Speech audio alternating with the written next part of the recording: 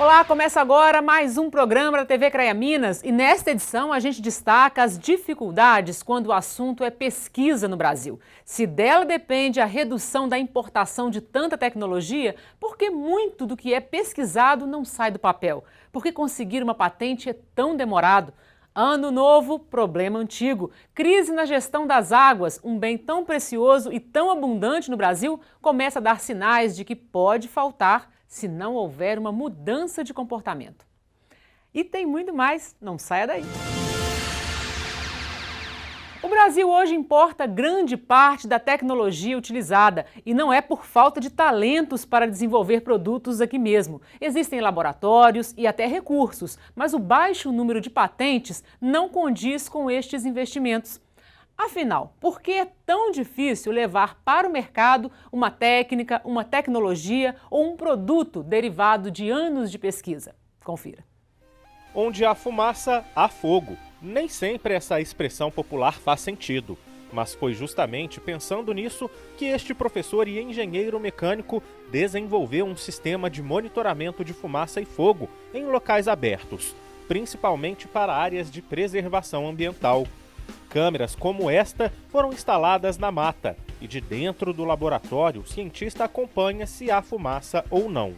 Os pontos vermelhos indicam a presença de perigo e aí os bombeiros são acionados antes mesmo que algo pior possa acontecer.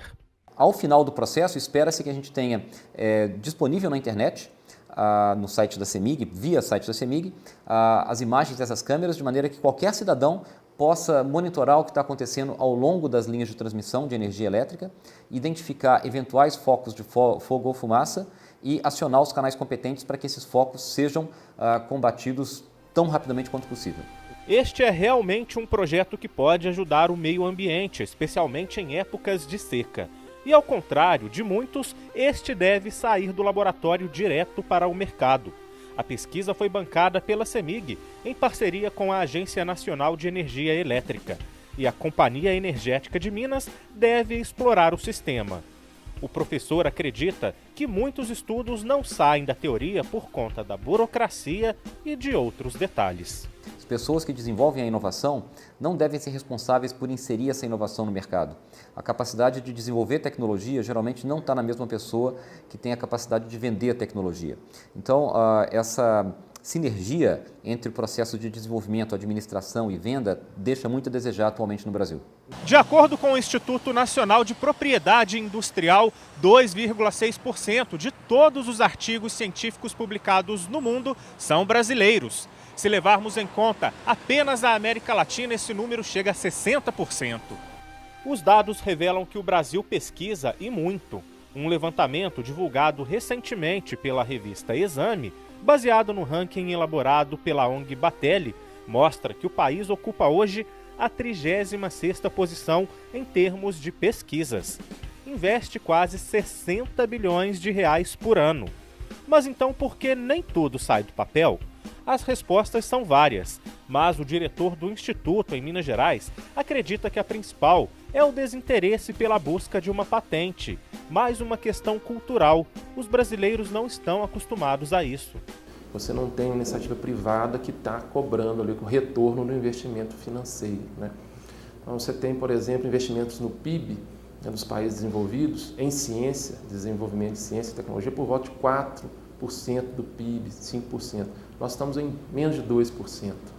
Então você vê que a iniciativa privada ainda investe pouco nesse desenvolvimento de tecnologia e, como a iniciativa privada não investe, ela não tem esse retorno, não quer esse retorno financeiro, está muito concentrado nas universidades. O caminho não é tão difícil. Basta procurar um Instituto Nacional de Propriedade Industrial, o único que tem autorização para ceder patentes no Brasil e dar entrada no pedido.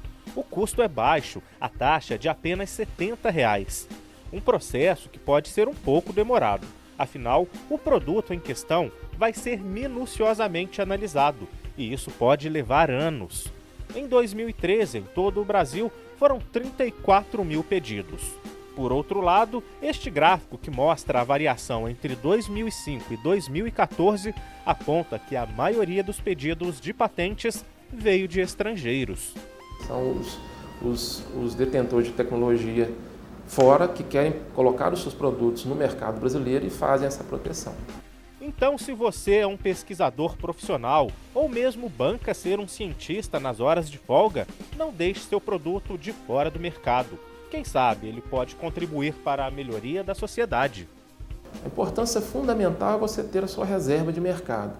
Uma patente de invenção, ela tem uma validade de 20 anos a partir da data do seu depósito. Então, durante todo esse período, se a patente for concedida, você tem um monopólio dessa fatia de mercado que o pedido de patente, transformando em patente, vai conceder ao inventor, ao detentor dessa tecnologia.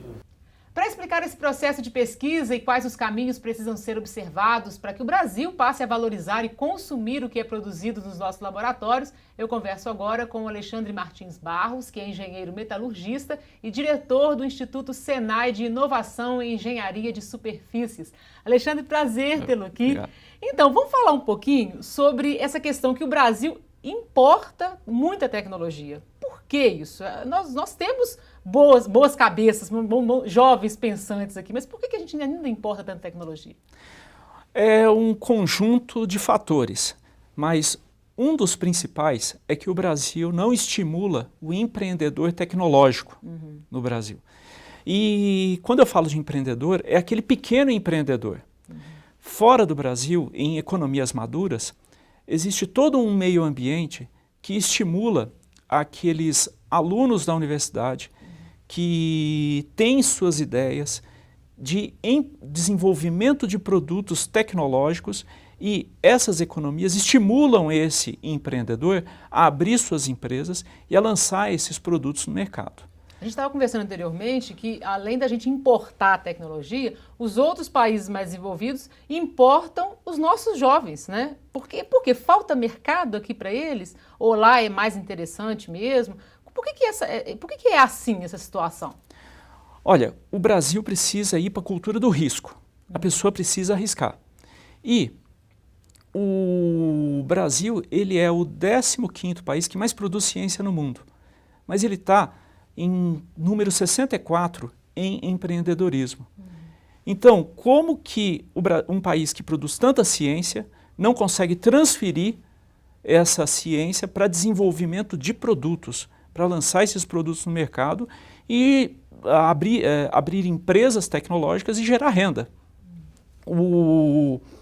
Nós temos alguns exemplos que o gerente de projetos da Microsoft, que foi o líder do time que desenvolveu o NETIC para a Microsoft, era um brasileiro. O sócio do Zuckerberg no Facebook, o primeiro sócio dele, era um brasileiro. Então, o que a gente tem visto é que muitos brasileiros que são empreendedores, eles estão saindo do Brasil e estão empreendendo fora daqui. E o Brasil não é estereótipo, o Brasil realmente exporta cérebros. O Nicoleles encontrou o ambiente para inovar, para poder desenvolver a sua ciência fora do Brasil. Pois é, a gente tem muita produção de pesquisa dentro das universidades, né? Mas está faltando, que você fala desse ambiente, é esse elo, né, entre a indústria vê o potencial disso, utilizar esse potencial, talvez até investir nisso, né? E essa universidade também fazer essa parceria, né?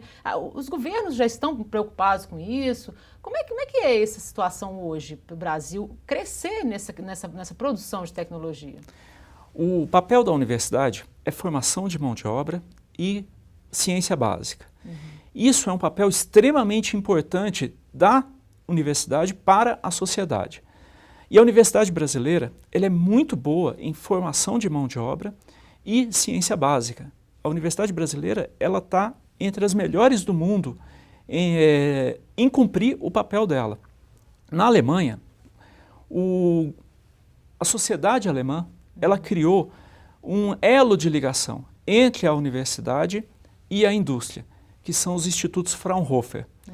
No Brasil, o Senai resolveu assumir esse papel.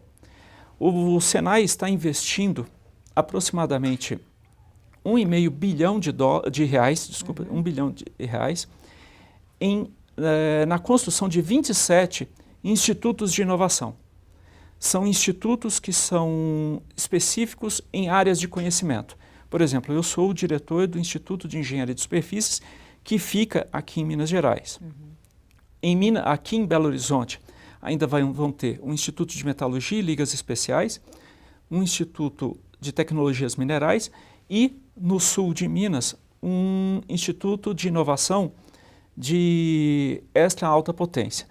Esses institutos, eles, na sua área de conhecimento, eles vão ajudar jovens empreendedores que queiram abrir a sua empresa e as grandes empresas a desenvolver tecnologia.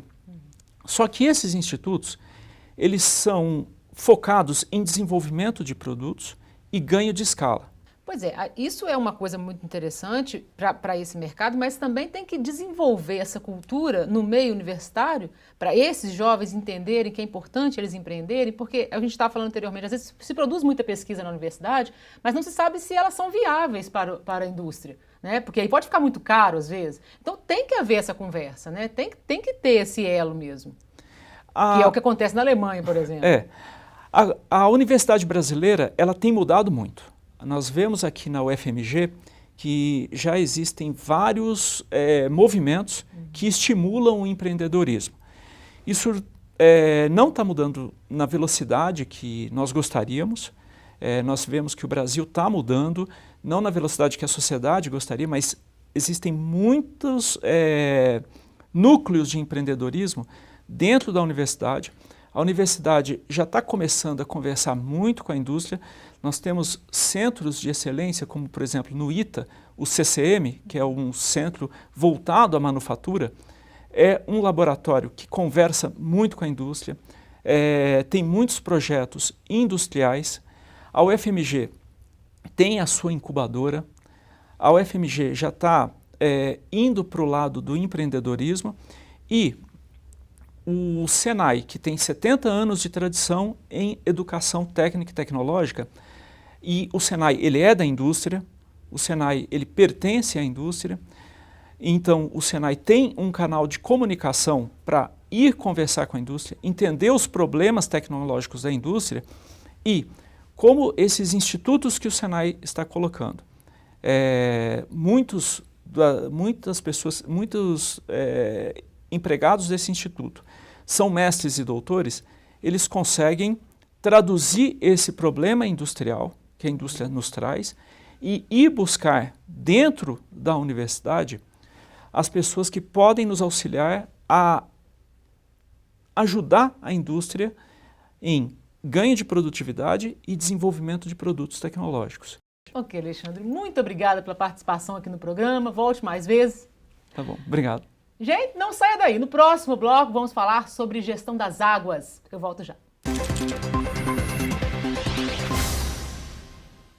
Existe uma área da engenharia que cuida da mais essencial das nossas necessidades. Ela está em cada etapa, que envolve a qualidade e a produtividade das nossas lavouras, rebanhos e produtos agroindustriais. A agronomia. Ela também estuda o uso sustentável da nossa flora e fauna e atua na preservação do meio ambiente. Agronomia e CREA Minas. Avançar com visão do futuro. Existe uma área fundamental para que a vida funcione e cada um tome a direção correta. A agrimensura transforma os dados geográficos e físicos de uma região nas cartas e mapas que orientam nosso dia a dia. Também faz medições de solos e de relevos para que a construção de prédios, estradas, barragens, redes de água, esgoto e de energia seja possível. Agrimensura e CREA Minas. Avançar com visão do futuro. Estamos vivendo um momento único. Mais do que nunca, é hora de debater e encontrar caminhos para questões fundamentais. O papel de cada um é muito importante. O CREA já está fazendo a sua parte. As câmaras temáticas do CREA Minas foram criadas para oferecer estudos e propostas para grandes temas como mobilidade urbana, rodovias e valorização profissional. Uma valiosa contribuição para um futuro mais justo e economicamente sustentável. Existe uma área que, de alguma forma, está relacionada a tudo o que acontece à nossa volta. Ela projeta e executa edificações, pontes, viadutos, estradas, barragens e toda a infraestrutura urbana. Seu trabalho também é fundamental para proteger o meio ambiente dos impactos causados pelas atividades humanas. A engenharia civil é a concretização de muitos dos nossos sonhos. Engenharia Civil e CREA Minas. Avançar com visão do futuro. Estamos vivendo a era da conectividade. Um tempo onde a informação é tudo. Estar preparado é fundamental. O CREA acredita nisso. O CREA Minas facilita o acesso, amplia a troca de informações e atende cada vez melhor a sociedade, as empresas, aos profissionais da agronomia, da engenharia e das demais áreas tecnológicas. São muitos os canais, escolha o seu. O que é preciso para que novas minas sejam descobertas? Como garantir a construção de grandes obras como túneis, barragens, reservatórios, estradas, ferrovias, pontes e loteamentos? A engenharia de Minas e a geologia cuidam para que tudo isso seja possível com qualidade e total segurança. Engenharia de Minas, Geologia e CREA Minas. Avançar com visão do futuro. Em 2014, a região sudeste, que concentra grande parte da população economicamente ativa do país, sentiu de perto o risco de um desabastecimento. A falta de água nas grandes represas apontou um problema grave: a falta de uma gestão mais comprometida com os recursos hídricos. O que deve mudar para 2015? Qual o papel dos profissionais na gestão das águas e no manejo sustentável dos empreendimentos? Um dos bens mais preciosos para a vida humana, a água, está em falta. Pelo menos foi assim ao longo de 2014. A seca castigou principalmente a região sudeste. Por outro lado, alguns especialistas afirmam: não falta água. O que falta é planejamento e uma boa administração desse recurso natural. Existe uma escassez momentânea e que tende a se repetir mais assiduamente se não for feita uma correta gestão do recurso. Se não for ele deixar de ser desperdiçado, ele deixar de ser poluído, com certeza nós vamos ter condição de gerenciar essa água para atender as demandas também naquele local. Célia ainda explica o que está na lei. A prioridade para o consumo é o abastecimento humano e de animais. Mas para que todos tenham água em quantidade e qualidade, principalmente em períodos críticos como este, ela precisa ser bem administrada. Nós temos uma política de recursos hídricos, né, que prevê que a gestão das águas ela deveria ser realizada pelos comitês de bacia e pelas agências, tanto nacionais como agências estaduais de bacia, que são representantes dos governos aí. Mas, infelizmente, a política pública, embora ela esteja em vigor desde 97 e 99, a federal e a estadual, ela vem sendo implementada a passos lentos. Então, tem diversos mecanismos dela que ainda não estão implementados. Por exemplo, o sistema de informação ainda não está implementado. Então, nós não temos hoje informações públicas e coerentes de tudo que está acontecendo nos mananciais. A gente só fica sabendo que a água vai acabar na hora que ela já está acabando. A diretora do IGAM, Instituto Mineiro de Gestão das Águas, lembra que o problema da escassez já dava sinais entre 2012 e 2013. Agora, as atitudes tomadas devem fazer efeito a médio e a longo prazo. Ela explica que atualmente Minas tem 25 planos de recursos hídricos e, por parte do IGAM, a intervenção para 2015 é o Plano de Segurança Hídrica. O objetivo desse plano de segurança hídrica é avaliar quais são as áreas mais sensíveis do estado a períodos de seca como esse, né? Seja por condições naturais, seja por condições antrópicas, ou seja, intervenções do homem, seja também por demanda excessiva de água. Entidades não governamentais também têm feito diferença quando o assunto é preservação das águas. Marcos Vinícius é o coordenador do projeto Manuelzão.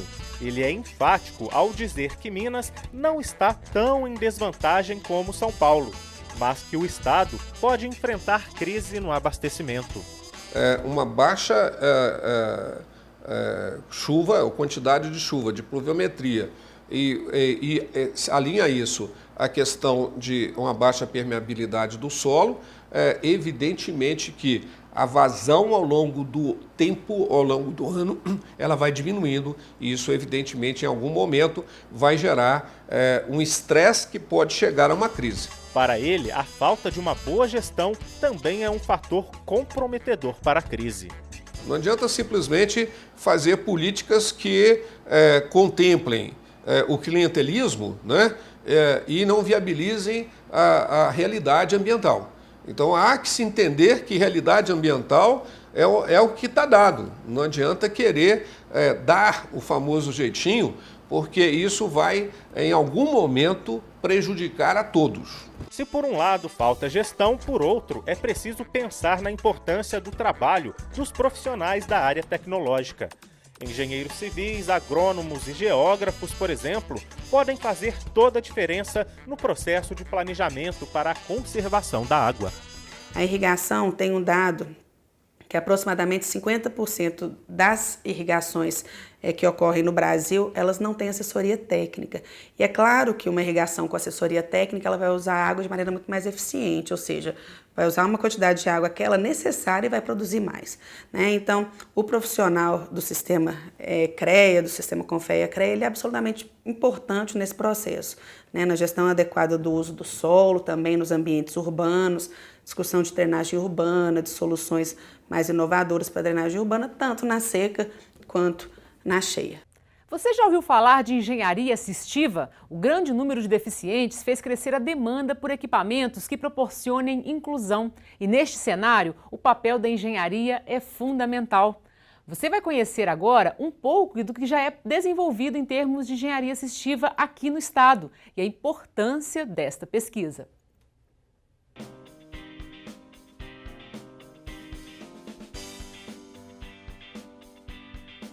Brisa sofreu um acidente e hoje depende de um carro adaptado para se locomover melhor. No volante, um pomo giratório e ao lado uma alavanca que aciona o acelerador e o freio. Detalhes que permitiram à artista poder dirigir de uma forma diferente, mas com independência e segurança. Esse carro ele representa a minha independência, a minha mobilidade, né? Acho que com ele eu economizo tempo e posso chegar a lugares assim de uma maneira muito mais rápida e fácil. E não é só no carro que a tecnologia trouxe mais mobilidade. As muletas que ela usa, conhecidas como canadenses, dão mais sustentabilidade e força ao corpo na hora de caminhar. As botas, chamadas órteses, também dão mais rigidez aos pés. Tudo isso são equipamentos que os engenheiros e profissionais da saúde conhecem como tecnologia assistiva. É um conjunto de técnicas, serviços e equipamentos que ajudam as pessoas com deficiência a melhorar a qualidade de vida ou a diminuir as desvantagens que elas têm por causa dessas deficiências. Assim como as botas de Brisa, outras órteses são pesquisadas e desenvolvidas no laboratório deste engenheiro. Estas imagens mostram uma órtese de mão que ajuda o paciente a ter de volta os movimentos que havia perdido.